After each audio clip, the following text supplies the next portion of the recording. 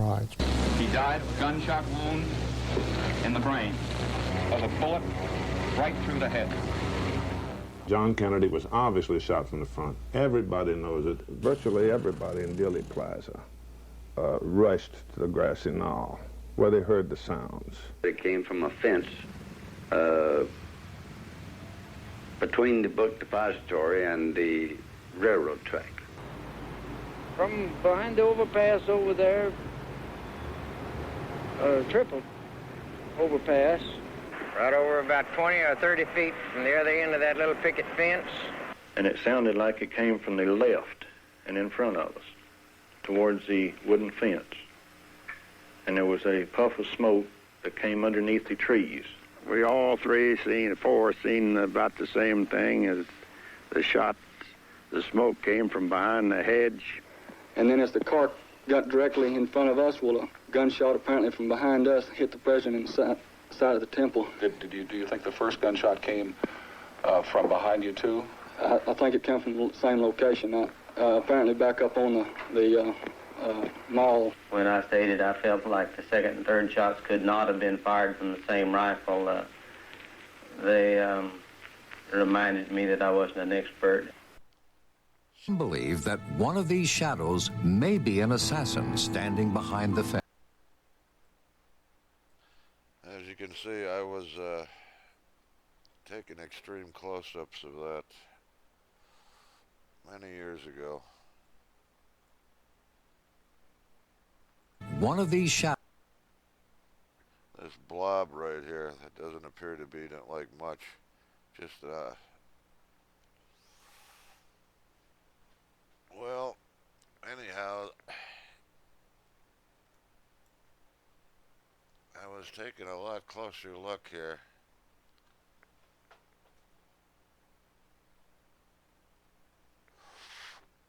Let's see if you see what I saw.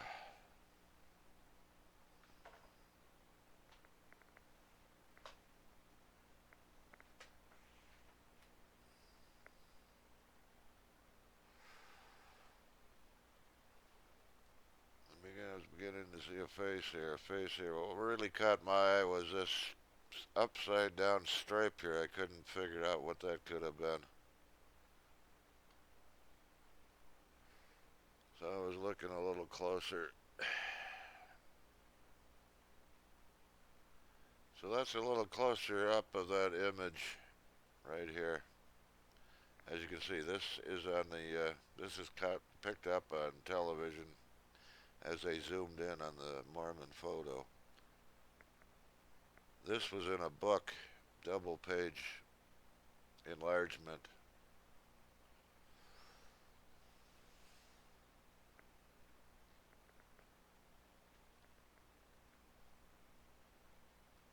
So you get the gist of it. I was looking there, and let's take him now.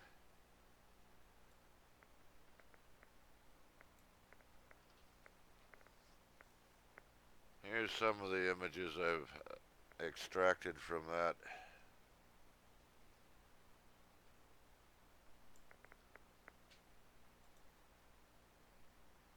How about a colorized version?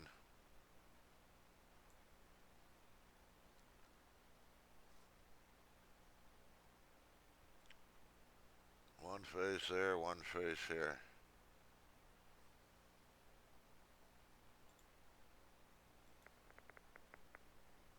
How about a little larger view? And by the way, well, I gotta do it this way. I got all kinds of images here. Yes, there it is. Here's an independent close-up somebody did. I don't even know who it was, but this was a digitally enhanced version of the Mormon photo. They never even noticed this. I made a enlargement and I put it up here in the front. They were looking back here, back along here. And that may not, I know it's hard to see. I didn't see it for several minutes. And once I started putting the pieces together, once the brain starts putting the pieces together, like I say, all I was looking at was this upside down V. Let's see, there should be something. Yes, that upside down V.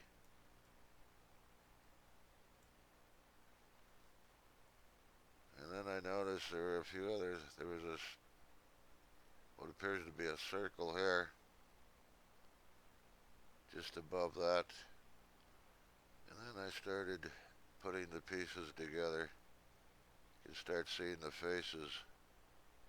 Once you start seeing the faces, understand this is the left arm.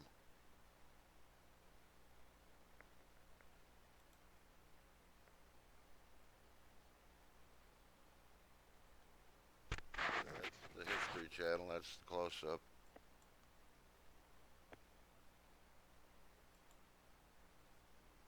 Again,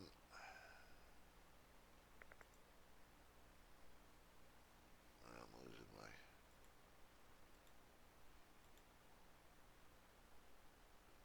Where is the color?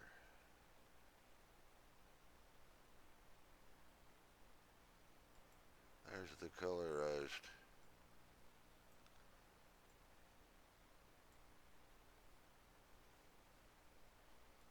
So there's definitely something very unusual there, to say the least.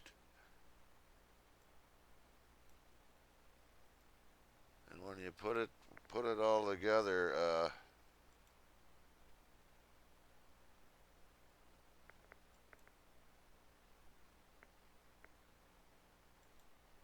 can find that one again. Well, anyways, here's an even more extreme close-up. Let me see if I move that in a little.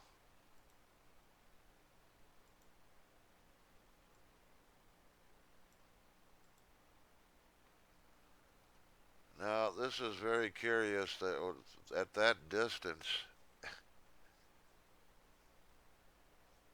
I mean, it's picking up this, and it does look like some writing much similar to this.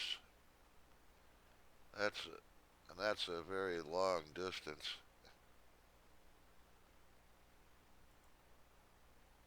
But anyways,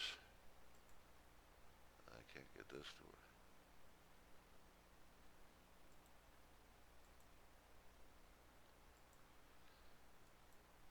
So anyhow, it's very curious that, if I can find that one.